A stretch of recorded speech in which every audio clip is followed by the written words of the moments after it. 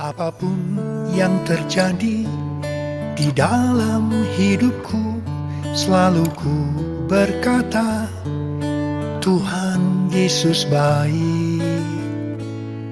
Dalam segala hal yang terjadi, tetap ku berkata, Tuhan Yesus baik. Ku sembah Kau, ku sembah Kau,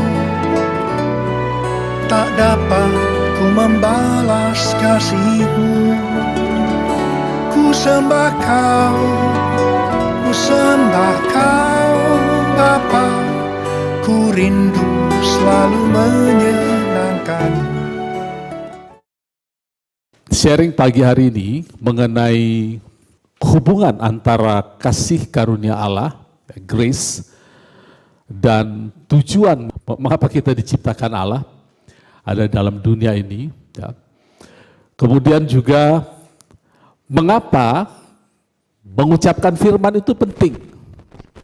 Saya ingin rangkum, karena ternyata ada benang merah. Kita selama ini berbicara step by step, Tuhan pimpin, Roh Kudus pimpin, baik saya maupun pengurus di tempat ini, menyampaikan firman yang step by step. Ternyata saya melihat benang merahnya yang sangat bertalian sekali. Kasih karunia, kalau kita lihat mengapa kasih karunia diberikan kepada kita, Alkitab memberikan alasan yang jelas. Karena kita menerima kerajaan yang tak tergoncangkan. Kalau kita bicara kerajaan, kerajaan itu adalah roh. Kita menerima roh, maka kita menerima kerajaan. Kita menerima kerajaan, berarti kita punya domain atau king domain, teritorial di mana kita memerintah atas kehidupan, kesehatan, finansial kita. Itu sebabnya kita diberi grace. Nah sekarang kasih karunia itu banyak didegradasi hanya sebatas pengampunan dosa. Tuhan baik, berdosa gak apa-apa. Ada lagi yang didevelop menjadi terkesan bahwa tak perlu lagi mengaku dosa gitu ya, karena kita sudah diampuni. Padahal sebetulnya semua yang disediakan oleh Tuhan Yesus itu disediakan untuk kita ambil. Kesembuhan disediakan untuk kita ambil. Kelimpahan disediakan untuk kita ambil. Pengampunan disediakan untuk kita ambil. Ya, bukan untuk kita, sudah diampuni, nggak usah minta ampun. Ya kalau salah minta ampun sama Tuhan, hormatlah sama Tuhan, respectlah sama Tuhan, kan nggak apa-apa. Itu nanti kalau kita punya, nggak perlu lagi karena kita sudah diampuni. Bagaimana kalau sakit? Kita sudah disembuhkan oleh bilur-bilurnya, terus nggak usah ambil, udah sembuh, terus diam aja. Yesus yang kaya sudah menjadi miskin supaya kita yang miskin menjadi kaya, disediakan. Terus gimana? Ya sudah, saya udah kaya, terus nggak usah ambil. Ya habislah kita gitu kan.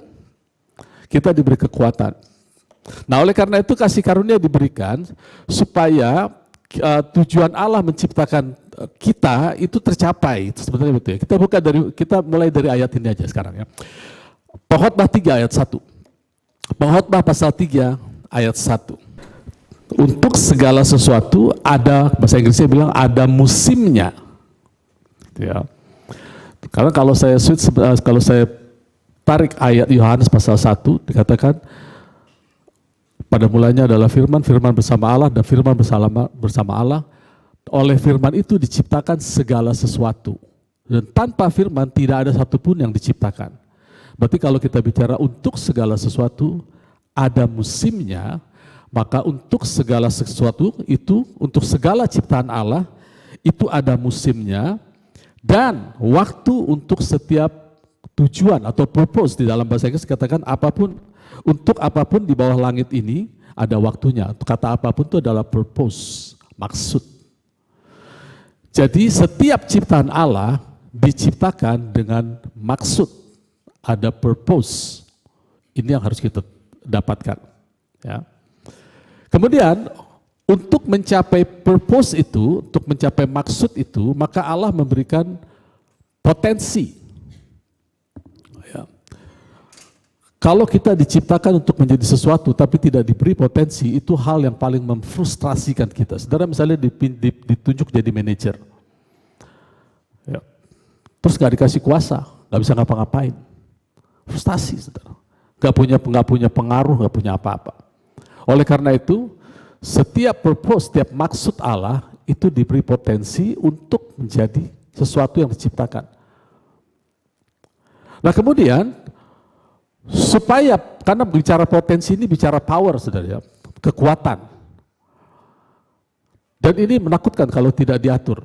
Maka supaya power ini atau potensi ini bisa berfungsi membawa ciptaan Allah kepada fungsinya, maka diberikanlah yang disebut dengan prinsip-prinsip.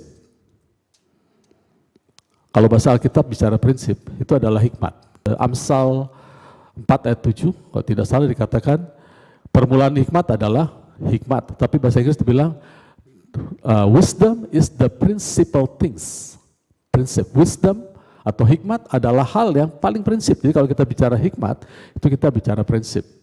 Jadi tujuan sesuatu, atau saya bisa bilang begini ya, apa yang dimaksud dengan purpose itu adalah tujuan asli atau original mengapa benda itu ada. Ya, mengapa manusia ada? Untuk menjadi wakil Allah, untuk menguasai bumi. Itu original intent atau tujuan originalnya. Kemudian potensial, yang dimaksud dengan potensial adalah kemampuan yang dibawa oleh ciptaan itu untuk mencapai tujuan itu. Kemudian yang ketiga, prinsipal adalah bagaimana potensial itu bisa bekerja tanpa menyimpang. Saya kasih contoh gini, agak sulit mungkin dimengerti ya. Mana kita punya ukulele di bawah ya. Oke, saya kasih contoh gitar aja ya. Gitar diciptakan untuk apa? Untuk membuat bunyi-bunyian harmonis supaya kita bisa bernyanyi dengan baik. Itu tujuan gitar diciptakan. Maka setiap orang yang menciptakan gitar harus memberikan dia potensi untuk berbunyi dengan baik. Apa potensinya? Gitar itu tidak ada yang diciptakan berupa lempengan. Dia harus punya yang namanya ruang resonansi suara. Ya, kita bicara gitar akustik, jangan gitar listrik dulu. Punya resonansi suara, lalu punya senar-senar. Oke, itu adalah potensi. Jadi kalau kita lihat gitar, dia diciptakan untuk menciptakan musik dan berpotensi. Tapi harus diiringi dengan prinsip-prinsip memainkannya, tangga nada, harmoni. Kalau kita setel gitar sesuka kita, lalu setelannya kita tidak E, A, D, G, B, C gitu ya. Kalau kita pakai setelan yang lain, itu kita melanggar prinsip. Gitar itu nggak akan jadi apa-apa. Seberapapun harganya, kalau prinsipnya salah nggak akan jadi apa-apa. Sekarang kalau kita pindahkan ke kita, kenapa kita diciptakan? Kita diciptakan untuk menjadi wakil Allah. Potensinya apa? Yang bisa kita lakukan adalah memerintah di dalam perkataan kita. Perkataan kita bisa menciptakan suasana kehidupan kita.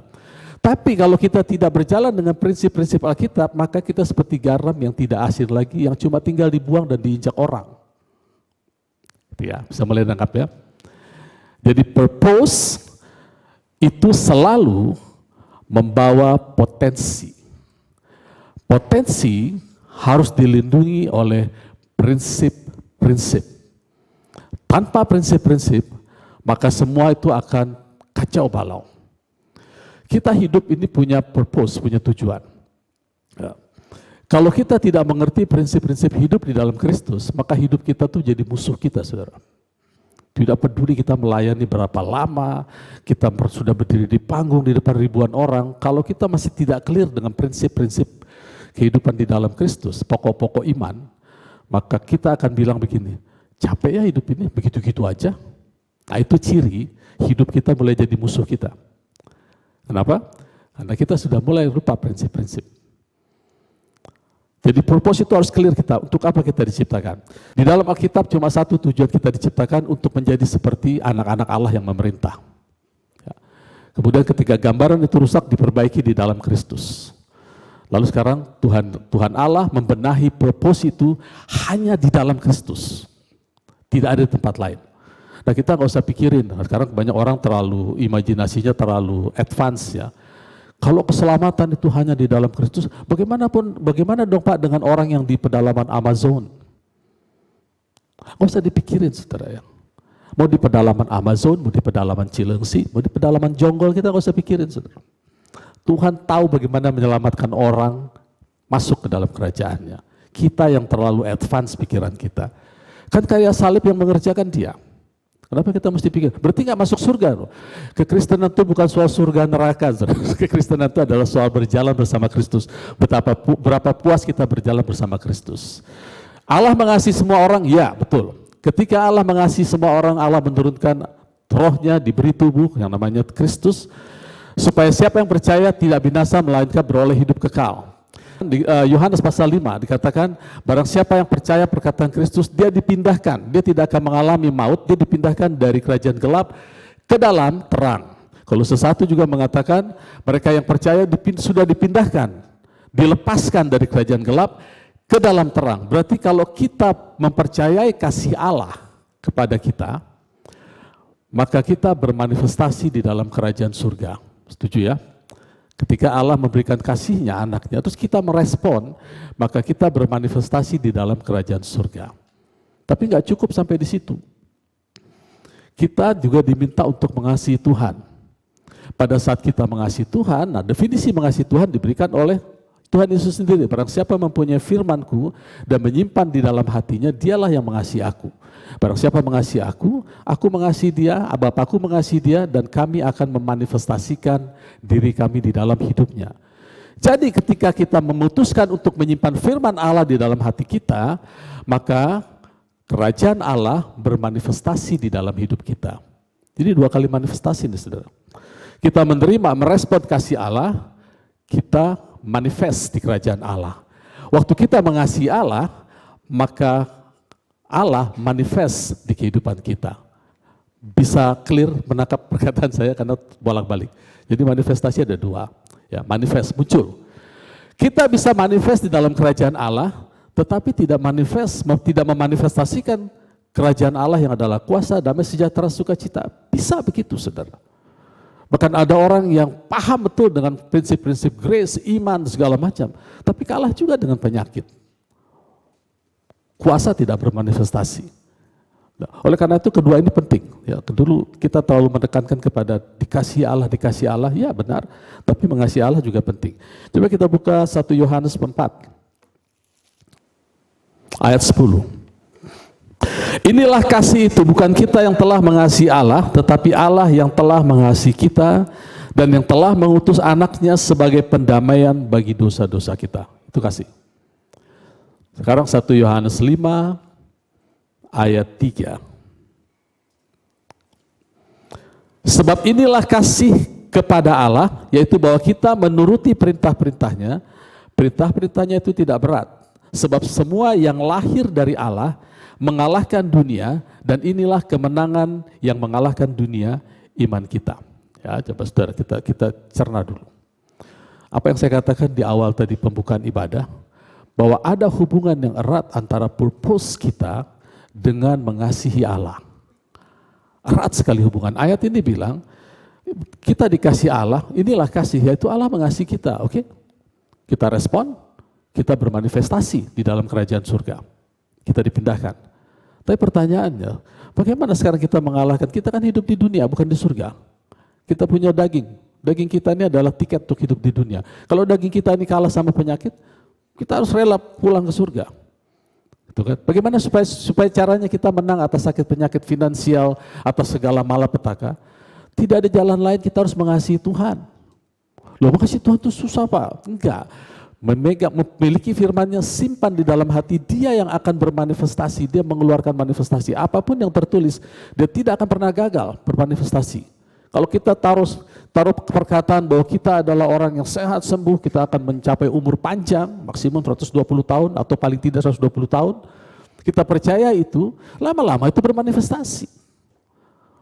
Kalau kita percaya bahwa kita bukan orang yang meminjam, tapi kita memberi pinjaman, maka lama-lama itu akan bermanifestasi. Itu caranya cuma satu, kita mengasihi Tuhan. Tanpa mengasihi Tuhan, tidak ada manifestasi. Apakah kita ada dalam kerajaan surga? Ada. Tapi diam-diam aja di kerajaan surga, tidak ada manifestasi apa-apa. Roh Kudus ingin bermanifestasi dalam hidup kita. Nah, kita kan ingin bermanifestasi dalam kerajaan surga kan? Cukup merespon kasih Allah, terima Tuhan Yesus, selesai. Tapi Roh Kudus juga ingin bermanifestasi dalam kehidupan kita. Kita harus terima firman-Nya supaya dia masuk dan dia bermanifestasi di dalam kita. Ya. Jadi kedua-duanya ini harus dijalankan dengan seumur hidup kita. Kalau tidak akan tercapai. Dan sekarang purpose itu atau tujuan Allah untuk kita semua cuma satu, saudara. menjadi seperti Kristus. Cuma satu. Menjadi seperti Kristus. Bahkan job description dari gembala, rasul, nabi juga cuma satu. Menyatukan jemaat dengan iman. Iman dan Kristus ada identik ya, cuma satu. Jadi tidak ada tujuan, tidak boleh seorang pemimpin itu ingin menjadikan jemaatnya jemaat-jemaat yang berhasil dalam bisnis supaya bisa memberi makan orang banyak. Ada yang begitu, saudara. Jemaat-jemaatnya akan dijadikan orang-orang yang militan, memberitakan Injil kemana-mana. Kelihatannya baik, tapi tidak lebih efektif daripada menjadikan jemaat menjadi seperti Kristus. Kalau Kristus yang handle semuanya oke. Mau jadi penginjil, mau jadi pengajar, mau jadi businessman. Melakukan bisnis pun ada pasang surut. Jadi kalau yang sering menjadi deviasi begini ya saudara, ketika seseorang fokus, aku ditentukan Tuhan jadi apa nih? Oh jadi pengusaha gitu ya. Terus mulai bikin usaha terus berhasil. Dan dia bisa memberi makan jemaat, bisa memberi makan banyak orang. Kemudian dia diberi tugas memimpin jemaat misalnya. Maka dia turunkan lagi apa yang dilakukan Tuhan terhadap dia akan lakukan terhadap jemaat. Ini sudah deviasi. Tugas dia adalah menjadikan jemaat satu dengan Kristus.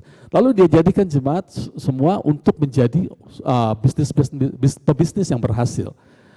Pada saat ekonomi down, maka conscience-nya terganggu.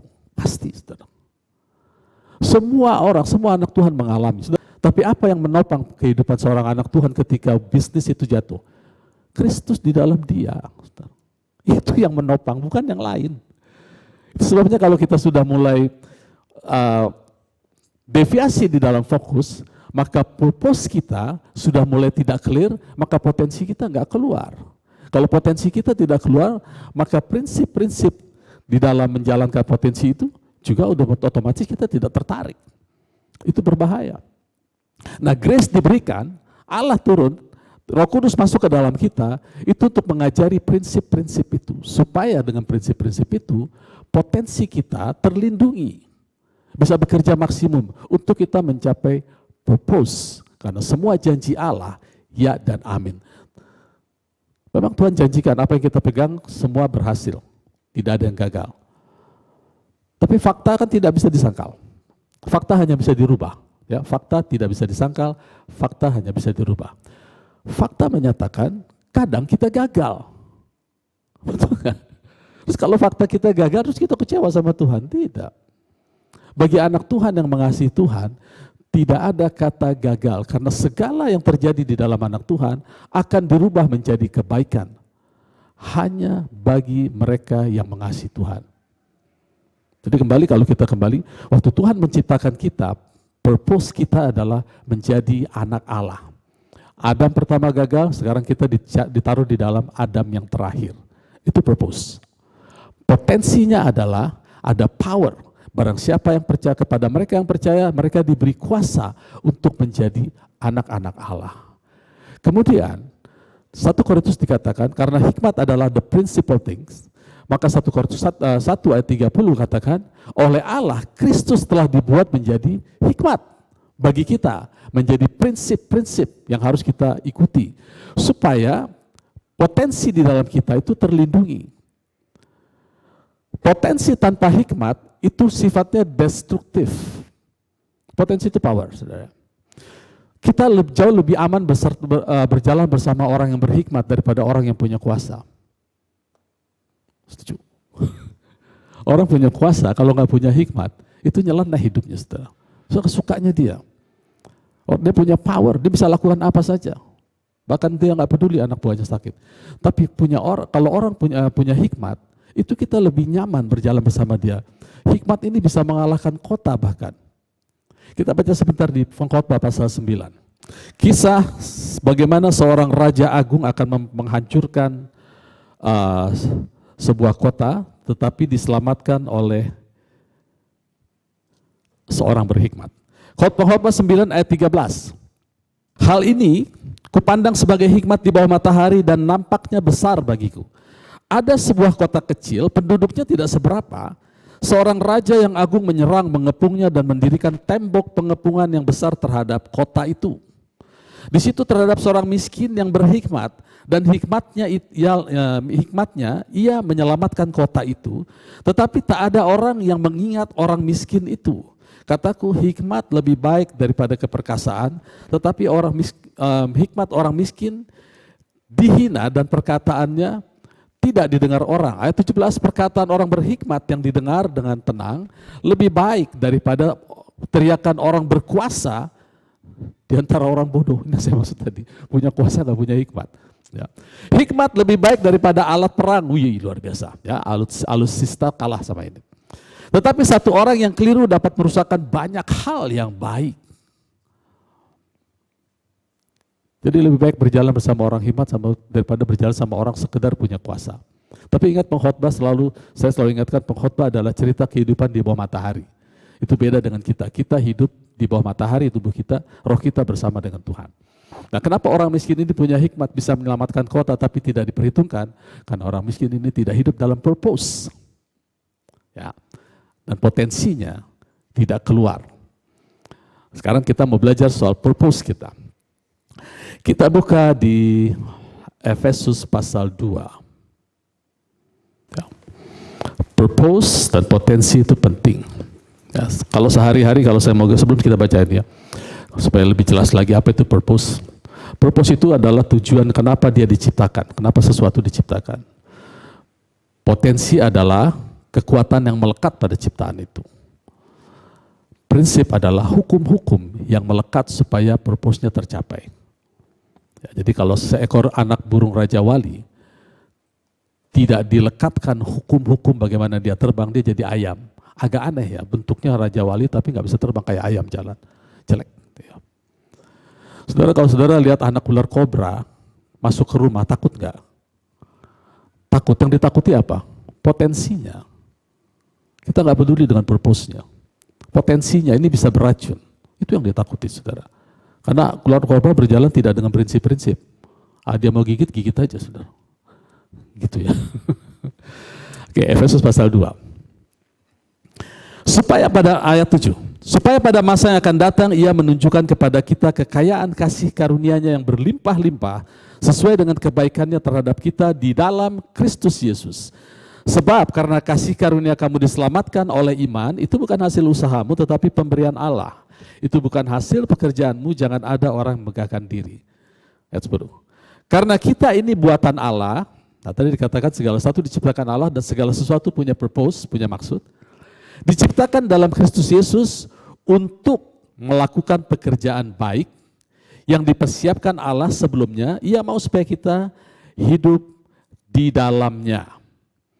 Bahasa Inggrisnya dikatakan kita ini adalah ciptaan Allah, created in Christ Jesus unto good works. King James bilang unto, kita diciptakan unto good works. Dan Allah ingin kita ada di dalamnya. Maksudnya apa? Maksudnya begini, saudara, pada waktu Allah menciptakan manusia pertama, Adam pertama, itu purpose-nya, tujuannya adalah menguasai bumi dengan perkataannya, mendominasi. Mendominasi, sekali lagi, kata dominasi dalam perjanjian baru dipakai istilah kerajaan, kingdom atau basilia, itu kata yang sama. Yesus datang mengembalikan dominasi, karena manusia harus mendominasi dunia. Nah itu sekarang setelah manusia jatuh, Tuhan bikin lagi rencana penebusan di dalam Kristus Yesus. Sehingga sekarang semua manusia, Allah ingin semua manusia ada mendominasi di dalam Kristus. Jadi sejak dia dalam janin, masuk 139 bicara begini. Terlalu ajaib pekerjaanmu Tuhan. Engkau membentukku selagi buah pinggangku dibentuk, selagi aku menjadi embrio di dalam janin ibuku, Engkau sudah ada di sana menyertaiku sampai keluar. Setelah kita keluar, zaman perjanjian lama, Allah mendampinginya melalui nabinya, melalui anak-anaknya. Tapi di perjanjian baru, Allah menyediakan Kristus. Purpose dari setiap bayi yang lahir masuk ke dalam Kristus. Gitu ya. Setelah di dalam Kristus, Tuhan Yesus, Allah sudah menyelesaikan semuanya, dari mulai penebusannya, dari mulai kelimpahannya, dari mulai supply surgawinya. Setelah selesai, Tuhan Yesus naik ke kayu salib, lalu dia bilang, tetelestai, semua sudah selesai. Lalu hukum Taurat digantikan dengan hukum kasih karunia. Kemudian Allah kembali lagi ke setiap kehidupan manusia untuk mendampingi setiap orang yang lahir dari rahim ibunya mencapai purpose itu. Allah memasukkan kita ke dalam Kristus. Jadi sekarang itu yang saya katakan 2 minggu lalu, bahwa awal kita dan akhir kita itu terperangkap di dalam kita yang disebut dengan purpose atau yang disebut dengan masa depan yang indah. Sekarang kesuksesan kita atau kehidupan kita tidak lagi bergantung pada orang luar. Bahkan, saudara siap dengar ini, tidak lagi bergantung pada keluarga. Bergantung pada Kristus yang di dalam, karena awalnya dia yang awal dan akhir itu sudah terperangkap di dalam kita. Kita menjadi ciptaan baru, diciptakan untuk masuk ke dalam pekerjaan baik. Itu sebabnya sekarang saya baru mengerti, kan Tuhan Yesus bilang kan, bahwa dia bukan hanya memperhatikan personal, tapi memperhatikan keluarga juga. Tapi saya pelajari ada beberapa anak-anak Tuhan yang lahir dari background keluarga yang broken home. Anak-anak yang orang tuanya broken home, anak-anaknya bisa jadi dipakai Tuhan. Dengan kata lain, sukses menjadi Kristus. Ada suami yang tetap dipakai Tuhan, sementara keluarganya tidak. Ada istri yang dipakai Tuhan, keluarganya tidak. Kenapa bisa begitu? Karena kesuksesan atau purpose kita tidak lagi bergantung kepada satu orang pun, hanya bergantung kepada Christ in you, the hope of glory. Keputusan di tangan kita. Tadi pengkhotbah katakan, segala sesuatu ada seasonnya, ada musimnya. Pertanyaannya, siapa yang nentuin musim itu dalam hidup kita? Kalau kita baca Mazmur pasal 1, orang yang merenungkan firman Tuhan dan Taurat Tuhan setiap hari, dia seperti tanaman yang subur mengeluarkan buah pada musimnya. Siapa yang menentukan musim? Kita. Musim itu ditentukan oleh apa? Iklim. Kalau kita buka Google, kita ketik bagaimana musim terjadi, kenapa di setiap belahan bumi musimnya beda-beda, ada yang 4 musim, ada yang 2 musim, ada yang musim dingin sepanjang masa. Karena apa? Karena iklim. Lalu saya cari lagi, apa definisi iklim? Iklim adalah keadaan atmosfer di satu daerah, satu negara. Karena kita balikan, di mana kita berada? Roh kita berada di mana? Di surga. Efesus 2 ayat 6 katakan kita dibangkitkan, didudukan bersama dengan Kristus di surga. Berarti iklim kita tuh di surga. Maka kita bisa menciptakan musim.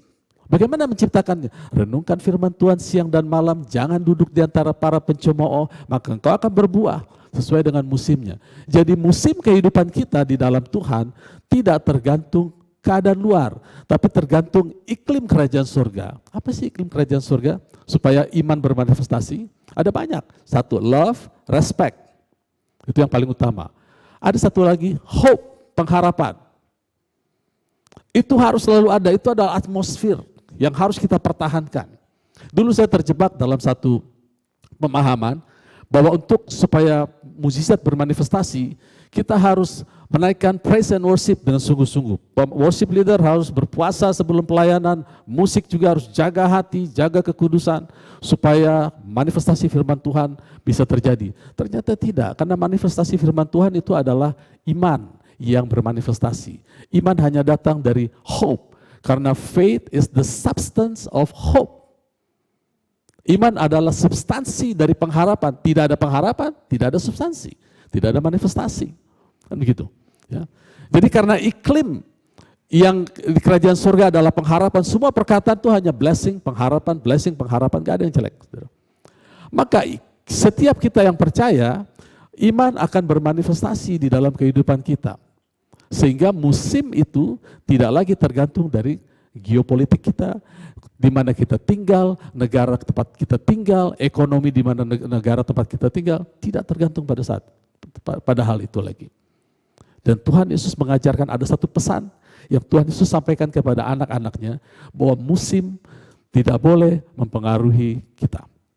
Kita yang menciptakan musim dengan merenungkan firman Tuhan. Kita buka Markus pasal 11. Ada satu pesan dari Tuhan Yesus. Ini saya dapat ini saudara. Kemarin kami ada pertemuan youth, ada banyak pertanyaan. Ya seperti biasa, kalau ada yang nanya saya sangat pasang telinga. Jangan-jangan ada pesan Roh Kudus. Benar ternyata. Ada yang bertanya tentang iklim. Terus Tuhan buka begini, aku tidak suka musim mengatur kita, kita yang atur musim. Markus pasal 11 ayat 12. Keesokan harinya sesudah Yesus dan ke-12 muridnya meninggalkan Betania, Yesus merasa lapar. Dari jauh ia melihat pohon ara yang sudah berdaun. Ia mendekati untuk melihat kalau ia mendapatkan apa-apa pada pohon itu. Tetapi waktu ia tiba di situ, ia tidak mendapat apa-apa selain daun-daun saja, sebab memang bukan musim buah ara. Terus Tuhan bilang begini, maka katanya kepada pohon itu, jangan lagi seorang pun makan buahmu selama-lamanya, dan murid-muridnya pun mendengarkan. Nah, itu Tuhan Yesus tahu itu bukan musimnya, tapi dia kutuk itu. Kemudian kita lanjut ayat 20. Pagi-pagi ketika Yesus dan murid-muridnya lewat, mereka melihat pohon ara tadi sudah kering sampai ke akar-akarnya. Maka teringatlah Petrus akan apa yang telah terjadi. Lalu ia berkata kepada Tuhan Yesus, Rabi, lihat pohon ara yang kau kutuk itu sudah kering. Jawab Yesus kepada mereka, percayalah kepada Allah. Aku berkata kepadamu, sesungguhnya barang siapa berkata kepada gunung ini, beranjaklah dan tercampaklah ke laut, asal tidak bimbang hatinya, tetapi percaya bahwa apa yang dikatakannya itu akan terjadi, maka hal itu akan terjadi baginya. Ini kan jawabannya atas pertanyaan. Udah tahu tidak musimnya, kenapa Tuhan mengeluarkan kata-kata? Seolah-olah Tuhan bilang begini, kalau kau nggak berbuah, nggak usah berbuah deh. Kalau kau tergantung musim, nggak usah berbuah sekaligus. Maka diajarkan, kalau kau berkata dan percaya, apapun yang kau katakan, kau menciptakan musim sendiri. Tuhan Yesus menciptakan musim buat pohon ara, musim tidak berbuah selamanya. Udah. Terus saya tanya lagi, kenapa nggak Tuhan Yesus ciptakan pohon ara itu berbuahlah kau saat ini supaya aku dan ke-12 murid makan? Kenapa nggak begitu? Saya dapat jawaban seperti ini. Tuhan Yesus kan ngajar bahwa yang namanya benih ditanam, itu tumbuh dulu tunas, akar, daun, batang, ada proses. Itu dia tidak melanggar. Karena dia akan mengacaukan perumpamaan tentang kerajaan surga. Dia tidak melanggar. Yang dia mau tekankan adalah musim tidak boleh mengganggu kehidupan anak-anak Tuhan. Kita harus ciptakan musim itu.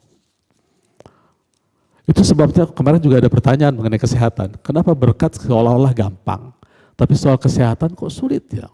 Orang sakit, mesti berjuang, bahkan ada yang pulang ke surga. Karena di dalam tubuh kita ada hukum-hukum yang berlaku. Misalnya ada 70% air, jangan sampai kurang, nanti dehidrasi. Efeknya kemana-mana, ke ginjal, ke jantung, ke aliran darah. Tubuh kita perlu resting, makanya ada sabat. Jangan dilanggar. Tubuh kita perlu tidur yang cukup, jangan dilanggar. Karena itu adalah prinsip-prinsip yang menyertai tubuh kita. Dan itu diakui banyak dokter. Kalau kita langgar, kalau kita datang ke dokter, pasti prinsip itu yang keluar. Nggak mungkin dokter ngeluarin firman Tuhan. Oleh bilur Kristus kamu sudah sembuh, pulang. Lah, terus penyakitku gimana dok? Sudah sembuh, sudah genap, tetelestai. Selesai saudara. Nggak akan begitu. Jadi ada hukum-hukum yang memang tidak bisa kita hindari. Tanda kutip ya. Karena ternyata bisa, Lazarus saja bisa bangkit kok, sudah masuk kubur bisa bangkit. Tapi secara umum memang lebih sulit. Bukan karena apa? Karena kita melihat fakta sehari-hari, tubuh kita ini makin sehat, makin apa nih. Makanya, ini saudara saya ikuti pada waktu meninggalnya hamba Tuhan Jerry Savelle. Istrinya bilang begini, ini ada penyakit yang sudah lama, tahun, dari tahun 2016 gitu. Istrinya bilang begini, oleh karena itu nasihat saya kepada anak-anak Tuhan katanya, kalau ada gejala apa-apa jangan di-ignore, datang ke dokter, cek, supaya keluargamu tidak mengalami kesedihan. Dibilang betul, istrinya ngomong begitu. Jadi untuk kita juga saudara, memang kita anak Tuhan, tapi ingat ada purpose, ada potensi, ada prinsip, itu nggak boleh dipisah-pisahkan, harus berjalan bersama. Apapun yang terjadi di dalam hidupku, selalu ku berkata, Tuhan Yesus baik. Dalam segala hal yang terjadi, tetap ku berkata, Tuhan Yesus baik. Ku sembah Kau, tak dapat ku membalas kasih-Mu. Ku sembah Kau, Bapa, ku rindu selalu menyenangkan